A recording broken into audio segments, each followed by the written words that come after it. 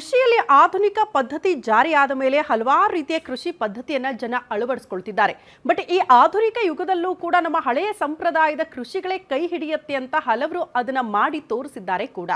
ಈಗಲೂ ಕೂಡ ಸಿರಿಧಾನ್ಯ ಇದರ ಮಹತ್ವ ಬಹುತೇಕರಿಗೆ ಗೊತ್ತಿಲ್ಲ. ಬಟ್ ಸಿರಿಧಾನ್ಯದ ಮಹತ್ವ ಎಷ್ಟರ ಮಟ್ಟಿಗಿದೆ ಅಂತ ಕೃಷಿ ಇಲಾಖೆಯಿಂದಲೇ ಆಯೋಜನೆ ಮಾಡಿರುವಂತ ಈ ಸಿರಿಧಾನ್ಯದ ಮೇಳದಲ್ಲಿ ಅದನ್ನ ತೋರಿಸಿಕೊಟ್ಟಿದ್ದಾರೆ. ಇದರ ವಿಶೇಷತೆ ಆ ಕುರಿತ ಒಂದು ರಿಪೋರ್ಟ್ ಇಲ್ಲಿದೆ ನೋಡಿ.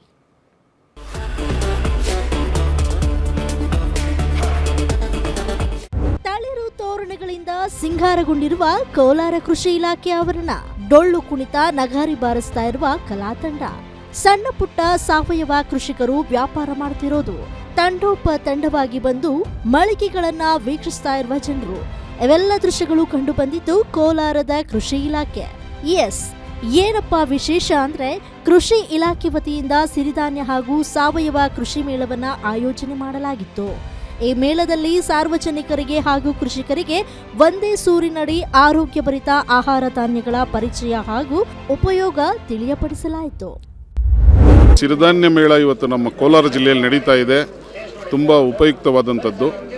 ಏನು ಕೆಲವು ದಿನಗಳಲ್ಲಿ ಇರ್ತದೆ, ರೈತರು ಏನೇನು ತರಕಾರಿ ಹೇಗೆ ಬೆಳಿಬೇಕು ಅಥವಾ ಯಾವ್ಯಾವ ಸಿರಿಧಾನ್ಯಗಳನ್ನ ಹೇಗೆ ಬೆಳಿಬೇಕು, ಬೆಳೆದಂಥವನ್ನ ಯಾವ ರೀತಿ ಮಾರ್ಕೆಟಿಂಗ್ ಮಾಡಬೇಕು ಅಥವಾ ಅಗ್ರಿಕಲ್ಚರ್ ಸಂಬಂಧಪಟ್ಟಂಗೆ ಹೊಸ ಟೆಕ್ನಾಲಜಿಯ ಪರಿಕರಗಳೆಲ್ಲ ಬಂದಿದೆ, ಅದನ್ನೆಲ್ಲ ಪ್ರದರ್ಶನ ಮಾಡ್ತಾ ಇದ್ದಾರೆ.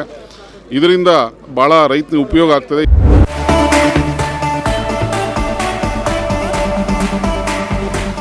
ಇನ್ನು ಈ ಸಿರಿಧಾನ್ಯ ಮೇಳದಲ್ಲಿ 42ಕ್ಕೂ ಹೆಚ್ಚು ಮಳಿಗೆಗಳಿಗೆ ಅವಕಾಶ ಮಾಡಿಕೊಡಲಾಗಿತ್ತು. ಇನ್ನೂ ವಿಶೇಷ ಅಂದ್ರೆ ಸಿರಿಧಾನ್ಯಗಳಿಂದ ಮಾಡಿದ ಖಾದ್ಯಗಳನ್ನ ಸವಿಯುವ ಅವಕಾಶವನ್ನ ಕಲ್ಪಿಸಲಾಗಿತ್ತು.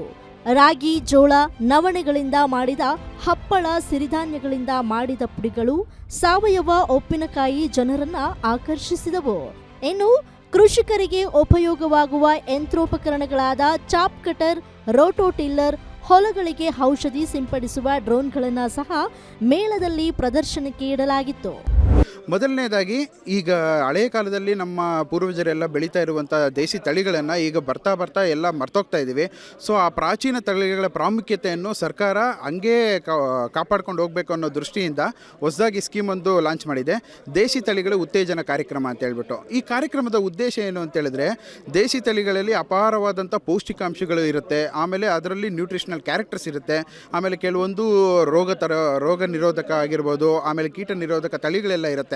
ಅದೆಲ್ಲ ನಮ್ಗೆ ಗೊತ್ತಿರಲ್ಲ. ಇವಾಗ ಬರ್ತಾ ಇರೋವಂಥ ತಳಿಗಳೇನಾಗಿದೆ ಅಂದರೆ ಎಲ್ಲ ಹೈಬ್ರಿಡೇಷನ್ ಆಗಿದೆ. ಹೆಚ್ಚು ಇಳುವರಿ ಕೊಡುತ್ತೆ ಹೊರತು ಕೆಲವೊಂದು ರೋಗಗಳಿಗೆಲ್ಲ ಸಸೆಪ್ಟಬಲ್ ಆಗಿರುತ್ತೆ.